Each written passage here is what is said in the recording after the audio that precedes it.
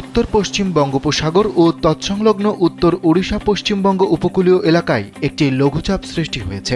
এর প্রভাবে দেশের উপকূলীয় অঞ্চল, উত্তর বঙ্গোপসাগর এবং সমুদ্র বন্দরগুলোর উপর দিয়ে ঝোড়ো হাওয়া বয়ে যেতে পারে বলে পূর্বাভাস দিয়েছে আবহাওয়া অধিদপ্তর। বুধবার সকালে আবহাওয়াবিদ ডক্টর মোহাম্মদ ওমর ফারুক স্বাক্ষরিত এক বিজ্ঞপ্তিতে এসব তথ্য জানানো হয়। এছাড়া চট্টগ্রাম, কক্সবাজার, মোংলা ও পায়রা সমুদ্র বন্দরকে ৩ নম্বর স্থানীয় সতর্ক সংকেত দেখাতে বলা হয়েছে। উত্তর বঙ্গোপসাগরে অবস্থানরত মাছ ধরার নৌকা ও ট্রলারকে উপকূলের কাছাকাছি এসে সাবধানে চলাচল করতে বলা হয়েছে।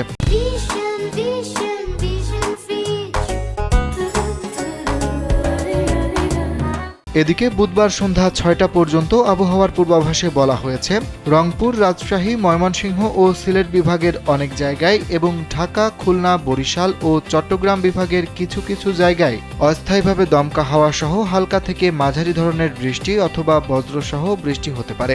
সেই সঙ্গে দেশের কোথাও কোথাও মাঝারি ধরনের ভারী থেকে ভারী বর্ষণ হতে পারে।